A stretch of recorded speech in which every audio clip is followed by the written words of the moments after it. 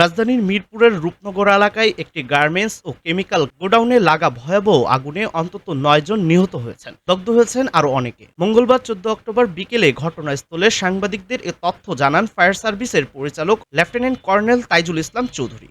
তাইজুল ইসলাম বলেন, আগুন লাগা ভবনের দ্বিতীয় এবং তৃতীয় তলা থেকে ৯ জনের মরদেহ উদ্ধার করা হয়েছে। এদিকে কেমিক্যাল গোডাউনে এখনও উদ্ধার কার্যক্রম চালানো যায়নি বলে জানান তিনি বলেন, কেমিক্যাল দেখে ধারণা করা হচ্ছে এসবের অনুমোদন ছিল না। একদিকে আগুন নিয়ন্ত্রণে এখনও ফায়ার সার্ভিসের ১২টি ইউনিট ঘটনাস্থলে কাজ করছে।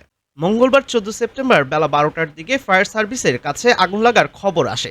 এর পরপরই ফায়ার সার্ভিসের ইউনিটগুলো ঘটনাস্থলে পৌঁছায়। প্রত্যক্ষদর্শীর সূত্রে জানা যায়, হঠাৎ বিকট বিস্ফোরণের শব্দ পেয়ে গোডাউনের দিকে এগিয়ে এলে আগুন দেখতে পান তারা। এ সময় কয়েকজনকে দৌড়ে বেরিয়ে আসতে দেখা যায়। তাদের অনেকের হাত পা সহ বিভিন্ন স্থানে ক্ষত ছিল।